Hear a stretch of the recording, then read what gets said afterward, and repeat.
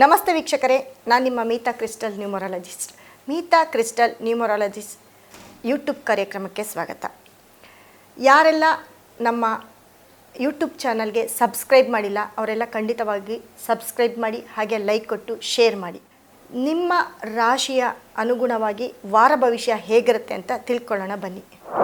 ತುಲಾರಾಶಿಗೆ ನೋಡಿ, ಚಿತ್ತ ನಕ್ಷತ್ರ, ಸ್ವಾತಿ ನಕ್ಷತ್ರ, ಅದೇ ರೀತಿ ವಿಶಾಖ ನಕ್ಷತ್ರ, ಈ 3 ನಕ್ಷತ್ರಗಳು ಕೂಡ ತುಲಾರಾಶಿಯಲ್ಲಿ ಬರುತ್ತೆ. ತುಲಾರಾಶಿಯವ್ರಿಗೆ ಆಲ್ರೆಡಿ ಟೈಮ್ ಚೆನ್ನಾಗಿಲ್ಲ, ಟೈಮ್ ಕೆಟ್ಟಿದೆ ಅಂತ ಹೇಳ್ತಾ ಇದ್ದೀನಿ. ಅದೇ ರೀತಿ ನೋಡಿ, ನಿಮಗೆ ತುಲಾರಾಶಿಯವರಿಗೆ ಈ ಒಂದು ವಾರ, ಈ ವಾರದಲ್ಲಿ 11ನೇ ಮನೆ ಅಧಿಪತಿ ಸೂರ್ಯ. ಯಾಕಂದರೆ ನಿಮಗೆ ಎಲ್ಲವನ್ನು ಪದವಿ, ಗೌರವ, ದುಡ್ಡು, ಕಾಸು, ನಿಮ್ಮ ಮರ್ಯಾದೆ, ನಿಮ್ಮ ಒಂದು ಸ್ಥಾನ ಮಾನ ಎಲ್ಲವನ್ನು ನೋಡುವಂಥ ಒಂದು ಸೂರ್ಯ ಕೂಡ ನಿಮಗೆ ಶತ್ರು ಸ್ಥಾನಕ್ಕೆ ಹೋಗಿದ್ದಾನೆ. ಅಂದರೆ 6ನೇ ಮನೆಯಲ್ಲಿ ಹೋಗಿದ್ದಾನೆ. 6ನೇ ಮನೆಯಲ್ಲಿ ಯಾರ ಜೊತೆ ಇದ್ದಾನೆ? ನಿಮ್ಮ 4ನೇ ಅಧಿಪತಿ ಮತ್ತು 5ನೇ ಅಧಿಪತಿ ಶನಿ ಜೊತೆ ಸೂರ್ಯ ಸೇರಿರೋದ್ರಿಂದ ಖಂಡಿತ ಹೇಳ್ತೀನಿ, ಆಲ್ರೆಡಿ ಟೈಮ್ ಕೆಟ್ಟಿರೋದು ತುಲಾರಾಶಿಯವರಿಗೆ. ಜೊತೆಗೆ ಸೂರ್ಯ ಮತ್ತು ಶನಿ ಮತ್ತು ಶುಕ್ರ, ನಿಮ್ಮ ರಾಶಿಯಾಧಿಪತಿ ಶುಕ್ರ ಕೂಡ ಇವ್ರ ಜೊತೆ ಇರೋದ್ರಿಂದ ಶತ್ರು ಸ್ಥಾನ ತುಂಬ ಸ್ಟ್ರಾಂಗ್ ಆಗುತ್ತೆ. ಹಾಗಾಗಿ ತುಲಾರಾಶಿಯವರು ಒಂದಲ್ಲ ಒಂದು ಪ್ರಾಬ್ಲಮಲ್ಲಿ ಸಿಕ್ಕಾಕೊಳ್ತಾನೆ ಇದ್ದೀರಾ.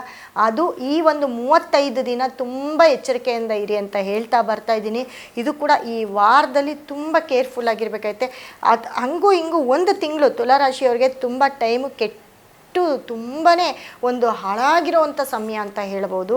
ಯಾಕಂದರೆ ನೋಡಿ, ಒಂದು ಕಡೆಯಿಂದ ಅಲ್ಲ ನೋಡಿ. ಅದೇ ರೀತಿ ಶನಿ ದೃಷ್ಟಿ ಕೂಡ 3ನೇ ಮನೆ ಅಂತಂದಾಗ ನಿಮಗೆ 8ನೇ ಮನೆಗೆ ಶನಿ ದೃಷ್ಟಿ, ನಿಮ್ಮ ರಾಶಿ ವೃಷಭ ರಾಶಿಗೆ ಶನಿ ದೃಷ್ಟಿ 3ನೇ ದೃಷ್ಟಿ ಬೀಳೋದ್ರಿಂದ ಅಲ್ಲೂ ಕೂಡ ಯಾವುದಾದ್ರೂ ಒಂದು ನಿಮ್ಮ ಗುಟ್ಟು, ನಿಮ್ಮ ವೈಯಕ್ತಿಕ ವಿಷಯ ಇವೆಲ್ಲವೂ ಕೂಡ ರಟ್ಟಾಗುವಂಥದ್ದು, ಅಥವಾ ಸಣ್ಣ ಒಂದು ಮಾತು ನೀವು ಗುಟ್ಟಾಗಿ ಯಾರ ಹತ್ರನಾದರೂ ಮಾತಾಡಿದರೆ ಖಂಡಿತವಾಗೂ ಅದರಿಂದ ಕೂಡ ಎಲ್ಲೋ ಒಂದು ಕಡೆ ನೀವು ಸಿಕ್ಕಿ ಬೀಳೋವಂಥ ಚಾನ್ಸಸ್ ಅತಿ ಹೆಚ್ಚಿರುತ್ತೆ. ಅದೇ ರೀತಿ ಶನಿಯ ಒಂದು ಸಪ್ತಮ ದೃಷ್ಟಿ ನಿಮ್ಮ ವ್ಯಯಸ್ಥಾನ, ನಿಮ್ಮ 12ನೇ ಮನೆಗೆ ಶನಿಯ ಸಪ್ತಮ ದೃಷ್ಟಿ ಬೀಳೋದ್ರಿಂದ ಅಲ್ಲೂ ಕೂಡ ನಿಮಗೆ ವ್ಯಯಸ್ಥಾನ ಅಂತ ಅಂದಾಗ ಎಲ್ಲವನ್ನು ಕಳ್ಕೊಳ್ಳೋ ಅಂಥದ್ದು ಆಗ್ತಾ ಇರುತ್ತೆ.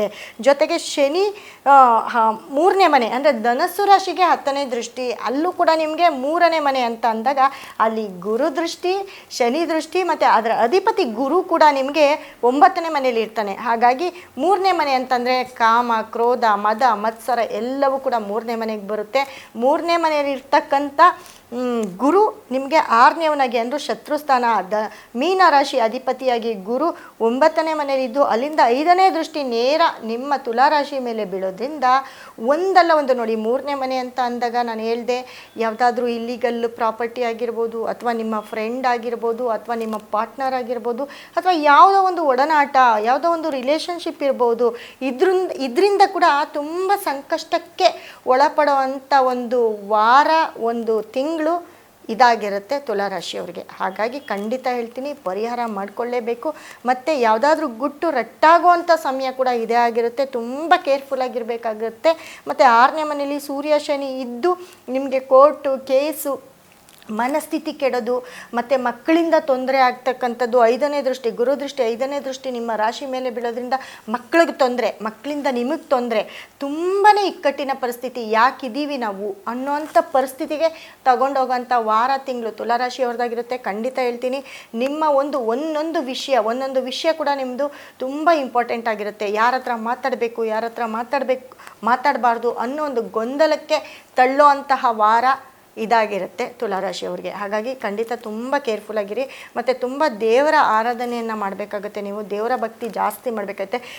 ತುಂಬ ದೊಡ್ಡವರು ಯಾವುದೇ ಸೆಕ್ಟರಲ್ಲಿರಿ, ನೀವು ಎಲ್ಲೇ ಇರಿ, ಕೂತಿದ್ದ ಜಾಗದಲ್ಲಿ ನಿಮಗೆ ಟೈಮ್ ಇದ್ದಾಗ ನೀವು ಆ ಭಗವಾನ್ ವಿಷ್ಣುವನ್ನು ಸ್ಮರಿಸ್ಕೊಳ್ಬೇಕಾಗತ್ತೆ.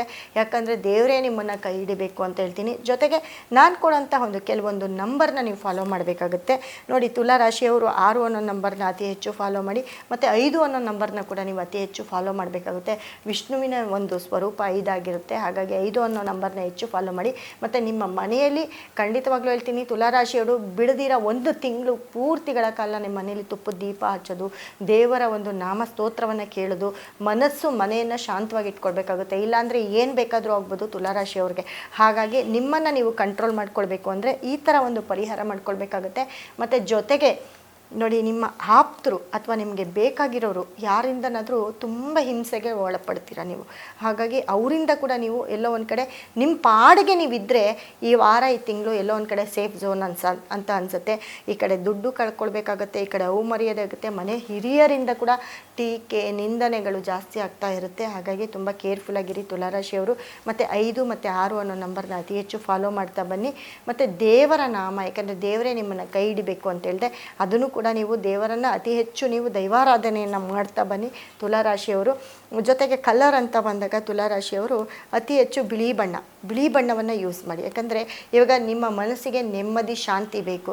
ಸೊ ಈ ಬಿಳಿ ಬಣ್ಣವನ್ನು ಫಾಲೋ ಮಾಡಿ. ಇದು ಬಿಟ್ಟು ಬೇರೆ ಯಾವುದೇ ಒಂದು ಕಲರ್ಫುಲ್ ಇದಕ್ಕೆ ಹೋಗಬೇಡಿ. ನೀವು ಇದನ್ನು ಮಾಡಿದ್ರೆ ಎಲ್ಲೋ ಒಂದು ಕಡೆ ಈ ವಾರ ಈ ಒಂದು ತಿಂಗಳು ನೀವು ತುಂಬ ಸ್ವಚ್ಛವಾಗಿರ್ತೀರಿ ಅಂತ ಹೇಳ್ಬೋದು. ಹಾಗಾಗಿ ತುಂಬ ಪರಿಹಾರ ಅಂತ ಬಂದಾಗ ಅತಿ ಹೆಚ್ಚು ಪರಿಹಾರ ಮಾಡ್ಕೊಳ್ಬೇಕಾಗಿರೋದು ಕೂಡ ತುಲಾರಾಶಿಯವರೇ. ನಿಮ್ಮ ಜಾತಕವನ್ನು ಒಂದು ಸತಿ ತೋರಿಸ್ಕೊಂಡು ಆಮೇಲೆ ನಿಮ್ಮ ಪರಿಹಾರಕ್ಕೆ ಬನ್ನಿ, ಖಂಡಿತವಾಗ್ಲೂ ಒಳ್ಳೆಯದಾಗಲಿ. ಇನ್ನು ಹೆಚ್ಚಿನ ಮಾಹಿತಿಗಾಗಿ ಕೆಳಕಂಡ ನಮ್ಮ ಸಂಸ್ಥೆ ನಂಬರ್ಗೆ ಕರೆ ಮಾಡಿ, ಹಾಗೆ ನೇರವಾಗಿ ಕೂಡ ನಮ್ಮನ್ನು ಭೇಟಿ ಮಾಡ್ಬೋದು. ನಿಮ್ಮ ಯಾವುದೇ ಸಮಸ್ಯೆ ಆಗಿರ್ಬೋದು, ವಾಸ್ತು ಸಮಸ್ಯೆ ಆಗಿರ್ಬೋದು, ಅಥವಾ ನಿಮ್ಮ ಜಾತಕವನ್ನು ಪರಿಶೀಲಿಸ್ಕೊಳ್ಳಿ, ನಿಮ್ಮ ಆರೋಗ್ಯ ಸಮಸ್ಯೆ ಆಗಿರ್ಬೋದು, ಯಾವುದೇ ಸಮಸ್ಯೆಗೆ ನಮ್ಮಲ್ಲಿ ಕೊಡುವಂತಹ ನಮ್ಮ ಸ್ಟೋನು ಕ್ರಿಸ್ಟಲ್ ಮೂಲಕ ಪರಿಹಾರವನ್ನು ಮಾಡಿಕೊಳ್ಳಿ. ಹಾಗೆ ನಮ್ಮೊಂದು ಸಂಸ್ಥೆ ನಂಬರ್ಗೆ ಕರೆ ಮಾಡಿ ಆನ್ಲೈನ್ ಮುಖಾಂತರ ಆದರೂ ನೀವು ನಿಮ್ಮ ಜಾತಕವನ್ನು ತಿಳ್ಕೊಳ್ಬೋದು. ಮತ್ತು ನಿಮ್ಮ ನೇಮ್ ನಂಬರು, ನಿಮ್ಮ ಹೆಸರಿಂದ ಕೂಡ ನಿಮ್ಮ ಅದೃಷ್ಟವನ್ನು ಬದಲಾಯಿಸ್ಕೊಡ್ತೀವಿ. ಹಾಗಾಗಿ ನಮ್ಮ ಒಂದು ಸಂಸ್ಥೆ ನಂಬರ್ಗೆ ಭೇಟಿ ಮಾಡಿ, ಒಳ್ಳೆಯದಾಗಲಿ.